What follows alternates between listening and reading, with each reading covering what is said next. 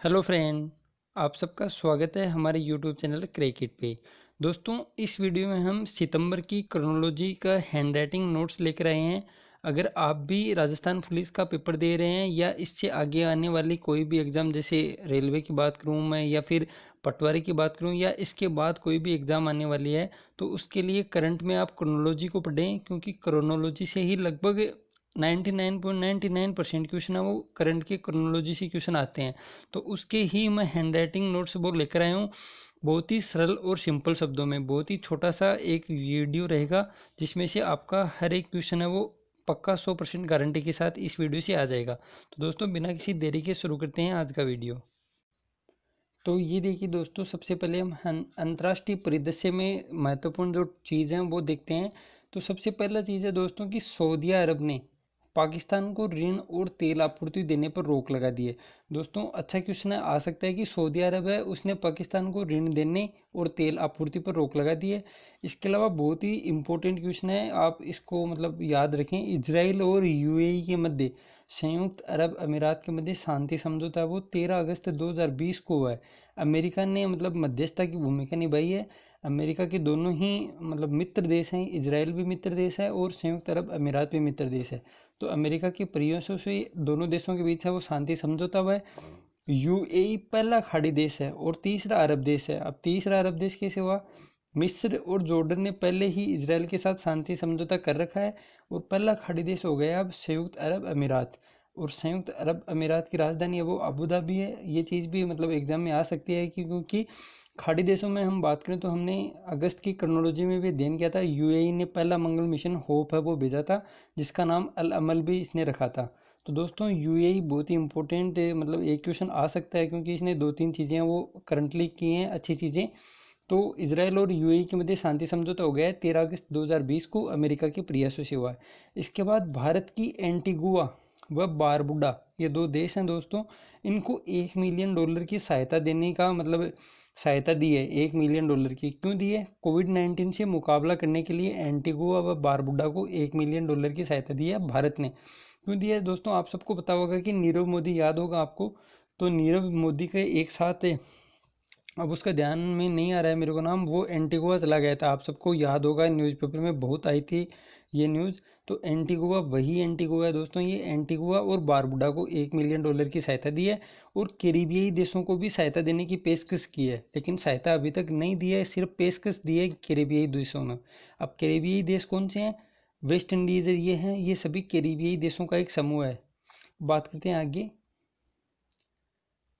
भारत द्वारा मालदीव सरकार को $18 मिलियन का ऋण दिया गया है। मालदीव सरकार को $18 मिलियन का ऋण दिया है। क्यों दिया है? मत्स्य पालन के लिए, मतलब मछली। आप सबको पता है कि मालदीव है वो द्वीपीय देश है, जहाँ का प्रमुख उद्योग है वो मत्स्य पालन है, मछली पालन है। तो मत्स्य पालन में सुविधाओं को मतलब विस्तार करने के लिए मालदीव सरकार को $18 मिलियन का ऋण है वो भारत के द्वारा दिया गया है। अब यूएई दोस्तों, मैं तभी कह रहा हूँ कि यूएई से एक आपको क्वेश्चन है वो देखने को मिल सकता है राजस्थान पुलिस की एग्ज़ाम, या फिर इससे आगे आने वाली किसी भी एग्ज़ाम में एक क्वेश्चन यूएई का बनता है। क्योंकि तीन चार चीज़ों में यूएई बहुत ही मोस्ट इंपॉर्टेंट फैक्ट है ये, कि यूएई पहला परमाणु ऊर्जा उत्पादन करने वाला पहला अरब देश है। वैश्विक स्तर पर ये 33वां देश है। वैश्विक स्तर पर बात करें तो 33वां देश है। और वैसे अरब देशों की बात करें या खाड़ी देशों की बात करें तो उसमें पहला है संयुक्त अरब अमीरात, और इसकी राजधानी हमने अभी बात की थी अबू धाबी है। इसके अलावा एक फैक्ट ये हो गया, इसराइल और यूएई के मध्य शांति समझौता हुआ है वर्तमान में। इससे पहले हमने अगस्त क्रोनोलॉजी में देखा था कि इसने पहला मंगल मिशन भी लॉन्च किया था, जिसको होप या अल अमल की संज्ञा मतलब नाम दिया था। ये दोस्तों अंतर्राष्ट्रीय परिदृश्य इतना ही था छोटा सा, और इसमें से एक यूएई वाला मोस्ट इंपॉर्टेंट फैक्ट मुझे लगा है, आप इसको ज़रूर ध्यान में रखें। अब बात करते हैं राष्ट्रीय परिदृश्य की। दोस्तों, इस वीडियो में अंतर्राष्ट्रीय परिदृश्य और राष्ट्रीय परिदृश्य दो ही हैं। इसका वीडियो मैं आगे का नेक्स्ट पार्ट है वो सुबह बहुत जल्द अपलोड कर दूंगा, जिसमें से हमारे मतलब फिर अगस्त क्रोनोलॉजी और सितंबर क्रोनोलॉजी 2 महीनों की क्रोनोलॉजी कंप्लीट हो जाएगी, जो आपके लिए बहुत ही ज़्यादा मोस्ट इंपॉर्टेंट है। राजस्थान पुलिस में से इन दो मतलब महीनों की क्रोनोलॉजी से लगभग 4 क्वेश्चन की गारंटी मैं लेता हूँ। 2 महीने मतलब 2 घंटे आप इसका रिविज़न करें, ज़्यादा से ज़्यादा 2 घंटे का वीडियो बनेगा और 4 क्वेश्चन कम से कम इन दोनों वीडियो से आपको देखने को मिलेंगे। अब बात करते हैं राष्ट्रीय परिदृश्य की। केंद्रीय मंत्रिमंडल ने केंद्र सरकार की नौकरियों के लिए राष्ट्रीय भर्ती एजेंसी, दोस्तों ये एक नई एजेंसी बनाई है जिसकी शॉर्ट फॉर्म है एनआरए, राष्ट्रीय भर्ती एजेंसी की स्थापना की है। ये भी इंपॉर्टेंट फैक्ट है। एनआरए, अब एनआरए का क्वेश्चन कैसे आ सकता है, मतलब सत्य और असत्य कथन का क्वेश्चन इसमें बन सकता है क्योंकि इसमें बहुत ज़्यादा फैक्ट हैं।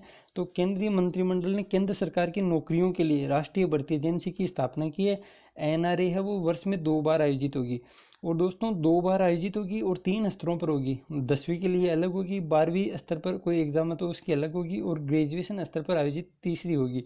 मतलब 3 स्तरों पर ये आयोजित की जाएगी, 10वीं लेवल, 12वीं लेवल और ग्रेजुएशन लेवल। समूह ख और गैर तकनीकी पदों के लिए यही भर्ती होगी।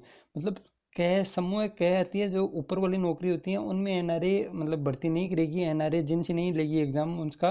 लेकिन समूह ख और इन 2 भर्तियों में जितनी भी भर्तियां होती हैं इन 2 समूहों में, उन सब में पहली परीक्षा वो एनआरए एजेंसी लेगी, मतलब राष्ट्रीय भर्ती एजेंसी। और इसका सर्टिफिकेट है वो 3 वर्षों के लिए वैध रहेगा। और ये दोस्तों एक मल्टीपल होगी, बहुउद्देशीय मतलब परियोजना है एक, क्योंकि एसएससी, आरआरबी और आईबीपीएस तीनों के लिए प्रथम स्तर की परीक्षा वो एक साथ आयोजित होगी इससे। मतलब एसएससी के लिए, जैसे अब एसएससी सीजीएल की हम बात करें तो लगभग टायर 3 या 4 तक होते हैं। इसी प्रकार हम रेलवे की बात करें जो एग्ज़ाम अभी आने वाली है दिसंबर में, उसमें भी लगभग 2 या 3 टायर हर एग्ज़ाम में, किसी में 3 है किसी में 2 है। इसी प्रकार हम बैंकों की बात करें तो बैंकों में 2 या 3 तो हर में ही होते हैं। तो इसका मतलब प्रथम जो स्तर की परीक्षा वो एनआरए के जरिए होगी, और आगे वाली जो परीक्षा होगी वो अपनी अपनी एजेंसियों के माध्यम से होगी। तो आपको मतलब परीक्षा वो नहीं देनी होगी, एक बार आप सर्टिफिकेट ले लें उससे 3 साल के लिए वो वैध रहेगा। मतलब बार बार खर्चा करने की जरूरत इससे नहीं होगी, ये एक फ़ायदा हो जाएगा। तो दोस्तों ये होगी एनआरए राष्ट्रीय भर्ती एजेंसी। मेरे को इम्पोर्टेंट फैक्ट ये लग रहे हैं, आपको मतलब ध्यान में रखना चाहिए, इसमें से क्वेश्चन बनने की संभावना है। अब बात करते हैं स्वच्छ सर्वेक्षण 2020। तो दोस्तों ये तो लिख के ले लें, एक क्वेश्चन पक्का आने वाला है स्वच्छ सर्वेक्षण 2020 में से 100% एक क्वेश्चन आपको देखने को मिलेगा। तो ये दोस्तों 5वां संस्करण है, और सबसे स्वच्छ शहर मतलब पूरे भारत में सबसे स्वच्छ शहर है वो इंदौर है, लगातार चौथी बार बना है। लगातार चौथी बार इंदौर मध्य प्रदेश का सबसे स्वच्छ है, पूरे भारत के अंदर सबसे स्वच्छ शहर इंदौर। 2 नंबर पर बात करें तो सूरत है गुजरात का, और 3 नंबर पे है नवी मुंबई महाराष्ट्र का। और 6 शहर, दोस्तों 6 शहर को 5 स्टार शहर की संज्ञा दी है। कौन कौन से, इंदौर है, अंबिकापुर है, नवी मुंबई, सूरत, राजकोट और मैसूर, इन 6 शहरों को 5 स्टार की रेटिंग दी है, और 86 शहरों को 3 स्टार रखा है, 64 शहरों को 1 स्टार की संज्ञा दी है। अब दोस्तों एक और इम्पोर्टेंट फैक्ट ये है कि 100 से अधिक यूएलबी श्रेणी में भारत का सबसे स्वच्छ राज्य है वो छत्तीसगढ़ है, और 100 से कम यूएलबी श्रेणी में भारत का स्वच्छ राज्य है वो झारखंड है। ये भी इंपॉर्टेंट चीज़ें हैं, झारखंड और छत्तीसगढ़ आपको याद रखना है। झारखंड तो छोटे राज्यों में है, और छत्तीसगढ़ है वो 100 से अधिक यूएलबी श्रेणी में सबसे स्वच्छ राज्य है छत्तीसगढ़। अब इसमें इंदौर वाला क्वेश्चन आ सकता है, और इससे आगे अगर हम क्वेश्चन की बात करें तो राजस्थान के संदर्भ में भी क्वेश्चन आ सकता है कि राजस्थान का कौन सा शहर है वो टॉप 50 में या फिर टॉप 100 में शामिल हुआ है। तो दोस्तों जयपुर है, जयपुर को 28वीं रैंक इसमें मिली है, स्वच्छ सर्वेक्षण 2020 में जयपुर को 28वीं रैंक मिली है। ये क्वेश्चन भी आ सकता है, जिसकी हम बात करेंगे राष्ट्रीय मतलब राजस्थान के परिदृश्य में भी ये क्वेश्चन आएगा, तब भी हम इस चीज़ के बारे में बात करेंगे। लेकिन आपको इंदौर है वो याद रखना है, इंदौर, सूरत और नवी मुंबई। इसके अलावा 6 शहर हैं वो 5 स्टार रैंकिंग में है, 86 शहर है वो 3 स्टार में है, 64 शहर है वो 1 स्टार में है। फिर बात करते हैं दोस्तों 74वां स्वतंत्रता दिवस समारोह है। ये भी क्वेश्चन है दोस्तों, बन सकता है एग्जाम में, सही सत्य और असत्य कथनों में, मतलब 4 या 5 क्वेश्चन दे देंगे, और कौन कौन से कथन है वो सत्य हैं, ये क्वेश्चन इसमें बन सकता है।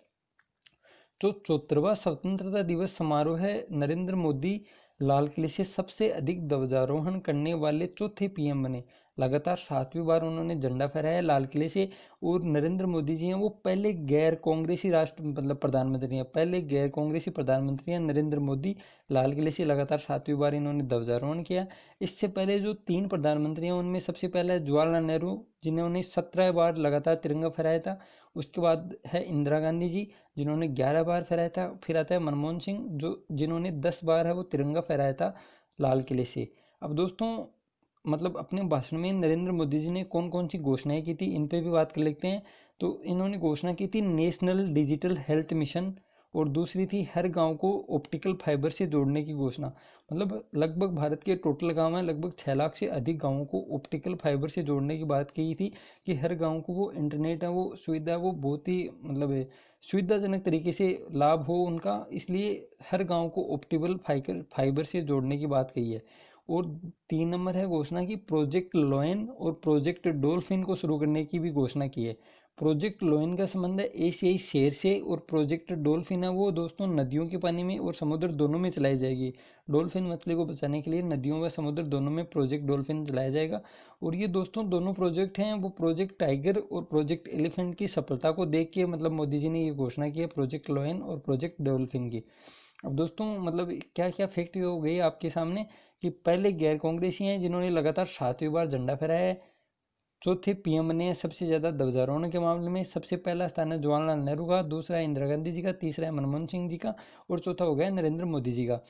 और घोषणाएं की हैं नेशनल डिजिटल हेल्थ मिशन, हर गांव को ऑप्टिकल फाइबर से जोड़ने के लिए। और तीसरी है प्रोजेक्ट लॉयन और प्रोजेक्ट डॉल्फिन की घोषणा भी है, वो स्वतंत्रता दिवस के समारोह पे की है, ना कि दोस्तों आप बजट 2020 के में इनकी घोषणा नहीं हुई है, बल्कि 15 अगस्त 2020 को इनकी घोषणा अपने भाषण में नरेंद्र मोदी जी ने की है। ये चीज़ है, इसमें कंफ्यूज नहीं होना आपको। गलत कथन देगा तो यही देगा कि प्रोजेक्ट लॉयन और प्रोजेक्ट डॉल्फिन की घोषणा बजट 2020 में हुई। ये आपको याद रखना है, बजट 2020 में नहीं होकर इनकी घोषणा की है 74वें स्वतंत्रता दिवस समारोह पर। अब बात करते हैं अगले क्वेश्चन की।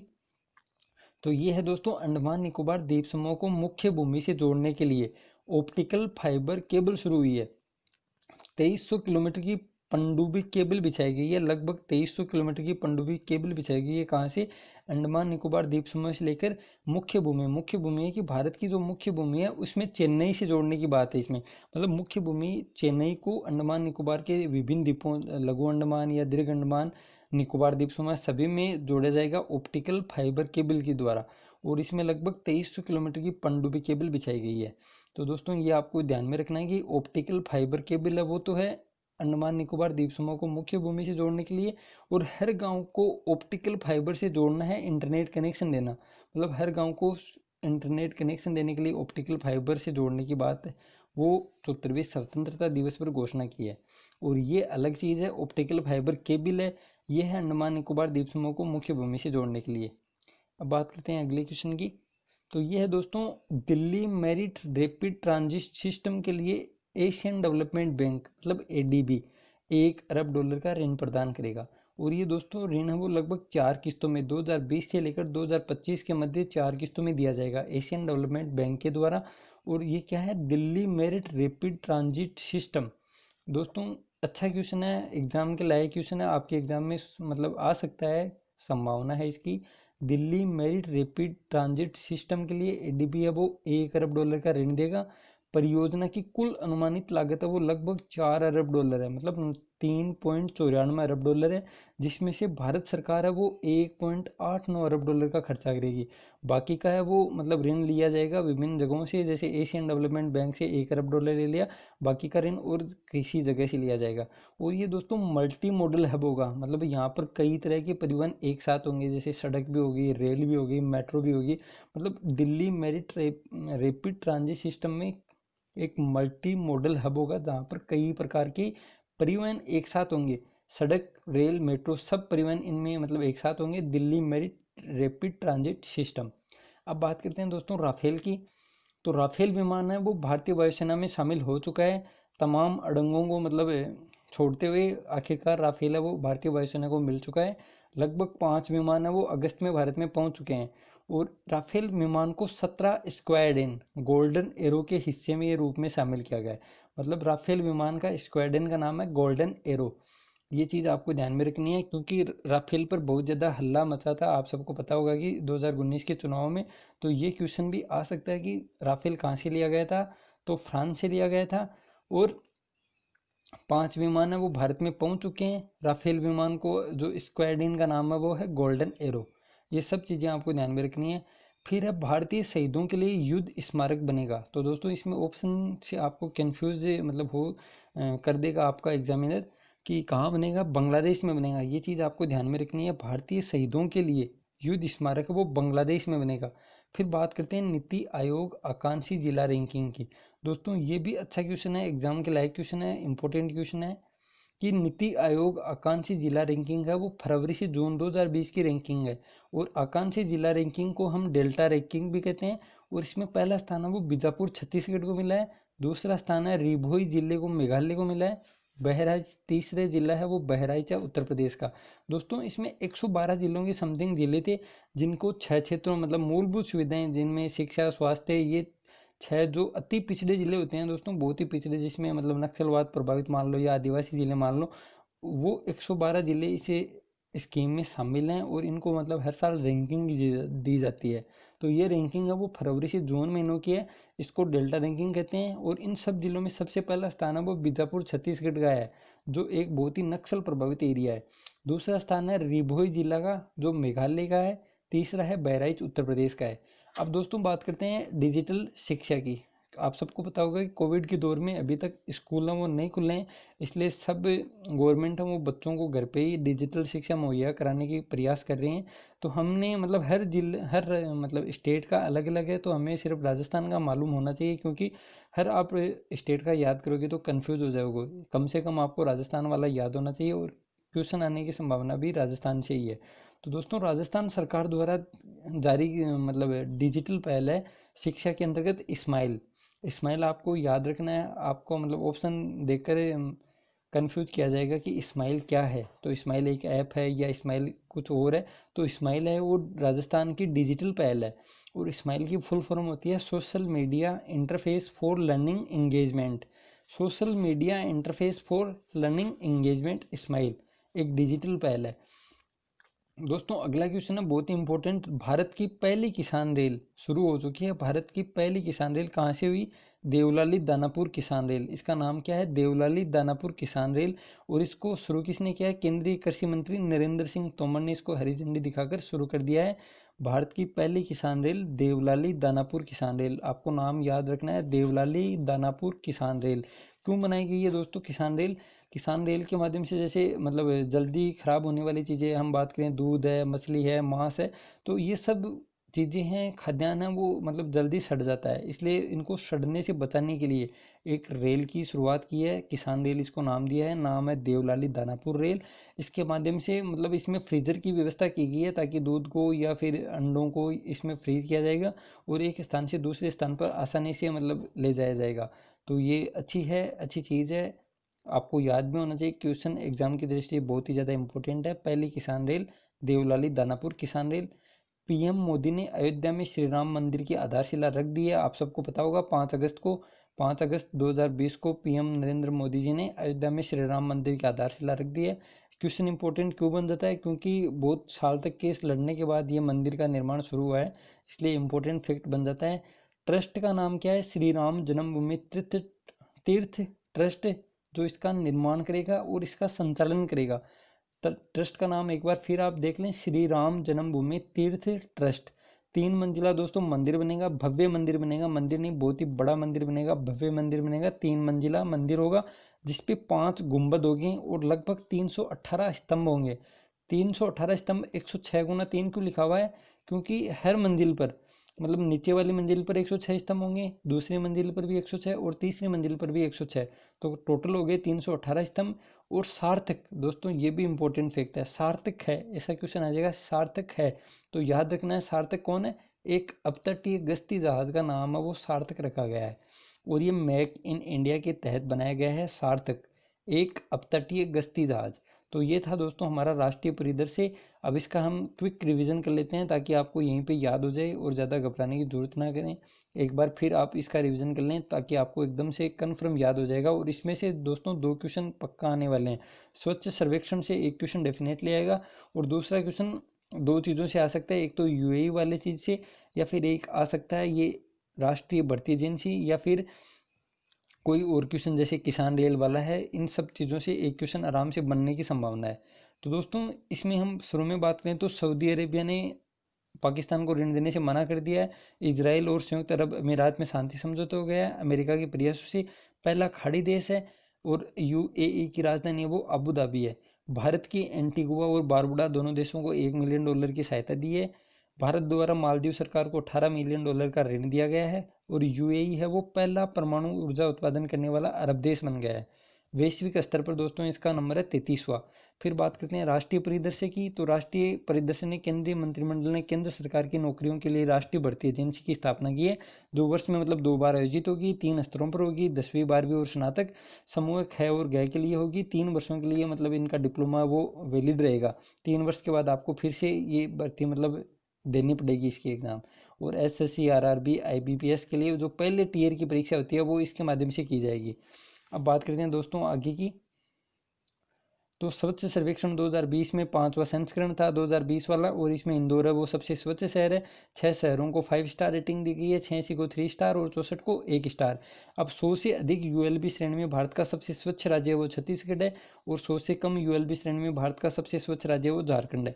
अब 74वां स्वतंत्रता दिवस समारोह में नरेंद्र मोदी जी है वो लगातार 7वीं बार झंडा फहराया है। चौथे पीएम बन चुके हैं। पहले गैर कांग्रेसी स्थान है, मतलब पहला स्थान है गैर कांग्रेसियों में, क्योंकि आप सबको पता होगा कि जवाहरलाल नेहरू, इंदिरा गांधी जी और मनमोहन सिंह है वो सभी कांग्रेस से बने हुए थे। तो चौथे नंबर पर है नरेंद्र मोदी जी, जिनका जो पहले गैर कांग्रेसी भी हैं। और इन्होंने जो घोषणाएं की थी मुख्य मुख्य उनमें है नेशनल डिजिटल हेल्थ मिशन। मतलब ये डिजिटल हेल्थ मिशन ये है कि इसमें एक कार्ड बनाया जाएगा, जो इच्छिका है बनवाना हो तो बनवाओ, नहीं बनवाना तो नहीं बनवाओ। और उसमें से आपसे कौन से डॉक्टर से आपने सलाह ली, कौन सी दवाई ली, उससे संबंधित उसमें जानकारी रखी जाएगी। अब दूसरा है ऑप्टिकल फाइबर से हर गांव को जोड़ना है, ताकि हर गांव में इंटरनेट कनेक्शन है वो मिल सके हर आदमी को। तीसरा है प्रोजेक्ट लोयन और प्रोजेक्ट डॉल्फिन, 2 प्रोजेक्ट चलाए जाएंगे। अंडमान निकोबार द्वीप समूह को मुख्य भूमि से जोड़ने के लिए ऑप्टिकल फाइबर केबल वो शुरू हो चुकी है, लगभग 2300 किलोमीटर की पनडुब्बी केबल बिछाई गई है। अब बात करते हैं अगले, Delhi merit rapid transit system बहुत ही इंपॉर्टेंट है दोस्तों। Delhi merit rapid transit system, जिसमें एडीबी ने $1 अरब के ऋण दिया है भारत को, लगभग 4 चरणों में ऋण दिया जाएगा। परियोजना की कुल लागत है वो $4 अरब है, जिसमें से भारत सरकार $2 अरब का व्यय करेगी। और ये दोस्तों मल्टी मॉडल हब होगा, जिसमें कई तरह के परिवहन एक साथ होंगे, सड़क, रेल और मेट्रो। राफेल विमान वो भारत पहुंच चुके हैं, 5 विमान आए हैं और इसकी स्क्वाड्रन का नाम है गोल्डन एरो। और राफेल वो फ्रांस से खरीदे गए हैं। भारतीय शहीदों के लिए युद्ध स्मारक होगा दोस्तों कहाँ पे, बांग्लादेश में, क्योंकि भारतीय सेना ने 1971 के जो स्वतंत्रता सेनानी थे बांग्लादेश के, उसके साथ मिलकर पाकिस्तान के सैनिकों को धूल चटाई थी। आप सबको पता होगा 1971 की लड़ाई के बारे में। तो युद्ध स्मारक बनाया जाएगा अभी बांग्लादेश के अंतर्गत। फिर आता है नीति आयोग का आकांक्षी जिला रैंकिंग, जिसमें सबसे पहला स्थान है वो बीजापुर छत्तीसगढ़ को मिला है। फिर है सरकार द्वारा मतलब राजस्थान सरकार की एक डिजिटल शिक्षा पहल है शिक्षा के अंतर्गत स्माइल, जिसका फुल नाम है social media interface for learning engagement. और पहली किसान रेल सेवा है वो शुरू हो चुकी है, देवलाली दानापुर किसान रेल इसका नाम है, देवलाली दानापुर, देवलाली दानापुर, देवलाली दानापुर, बार बार रिपीट करें ताकि आपको नाम वो याद हो जाए। पीएम मोदी जी ने अयोध्या में श्री राम मंदिर का वो मंदिर की आधारशिला वो रख दी है। और मंदिर है वो 3 मंजिला बनेगा, 5 इस पे गुंबद हो गए, लगभग 318 वो स्तंभ होंगे। और दोस्तों सार्थक है एक अपतटीय गश्ती जहाज। तो ये था दोस्तों आज का हमारा वीडियो। अब पार्ट 2 है वो मैं कल अपलोड कर दूंगा, डेफिनेटली अपलोड कर दूंगा, उसका भी आप पढ़ लें। अगस्त क्रॉनोलॉजी का अगर आपने अभी तक वीडियो नहीं देखा है तो वो भी देखें। और इसके अलावा एक बहुत ही अच्छे और शानदार तरीके से नोबेल पुरस्कार पर वीडियो बनाया गया है शानदार ट्रिक के साथ, उसको भी आप ज़रूर देखें। एक क्वेश्चन उसमें से डेफिनेटली आपके एग्जाम में आपको मिलेगा। तो ये था दोस्तों आज का वीडियो। अगर वीडियो अच्छा लगे तो लाइक करें, शेयर करें, और चैनल को सब्सक्राइब नहीं किया तो ज़रूर करें, और बेल आइकन को ज़रूर दबाएं।